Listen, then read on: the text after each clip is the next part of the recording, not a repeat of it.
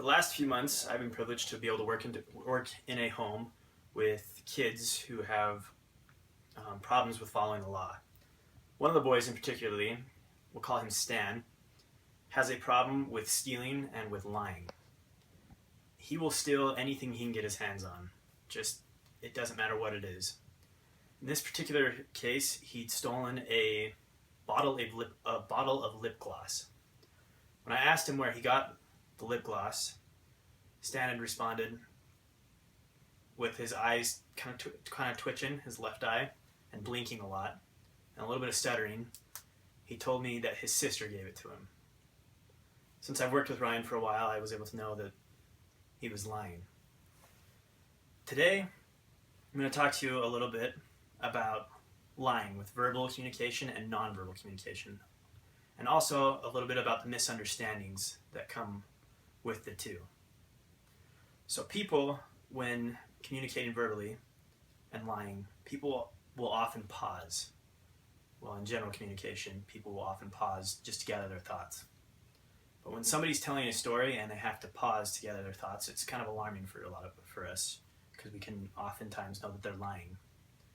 That's the first kind of pause. There's another kind of pause that we call verbal pausing, which is when people will stutter and say or even just flat out stuttering. When this happens, you can kind of know maybe they're a little bit nervous. It's not 100% accurate, but often you can tell when they are lying verbally like that. And you can also check for tone and pitch from their voice and the volume of their voice. Now that I've told you a little bit about lying verbally, let's talk about it. Let's talk about lying a little bit with nonverbal cues. So, sorry, I got something in my throat. So, when somebody lies nonverbally, often you want to look at facial expressions. Kind of how I told you the story with Stan. When Stan lies, he'll often tweak one eye, his left eye usually, and he'll think. Or he'll blink a lot. He'll also stutter. But with the facial expressions, I can see when he does that he's probably lying. Not always, but most likely he'll be lying. Sadly, there isn't a Pinocchio's nose when it comes to lying, non-verbally. When somebody lies, their nose isn't just going to grow, even though it'd be sometimes nice. It'd be nice sometimes if it would. So the nonverbal cues are a lot harder to see and a lot harder to depict. So you may not always be 100% correct. Now I've told you a little bit about lying verbally and non-verbally. Let's talk about some of the misunderstandings that some of us have. We aren't as good at depicting lies or deception as we think we are. We often think we can tell when someone's lying, but that might not always be the case. Because often when someone's put on the spot, that gets the heart going a little bit faster, makes them a little nervous. There was a study done that shows that liars will actually not we always get told that liars will, when they're lying to you, they'll look away or they'll try to avoid eye contact.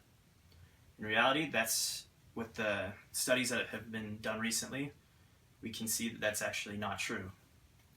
When somebody is lying to you and they're planning on lying, they know they're going to lie, they're going to try to keep straight eye contact with you and maybe not move very much and keep very stern. There's a part on Harry Potter that I want to show you. This comes from Harry Potter and the Sorcerer's Stone. The background is Dumbledore is talking to Tom Riddle, who we know is Lord Voldemort. And just watch the facial expression of him. Wandering around this late hour, Tom? I suppose I had to see for myself if the rumors were true. I'm afraid they are, Tom. They are true. About the school as well? I don't have a home to go to. They wouldn't really close Hogwarts, would they, Professor? I understand, Tom. But I'm afraid Headmaster Dippet may have no choice. So if it all stopped, if the person responsible was caught, Is there something you wish to tell me? No, sir. Nothing.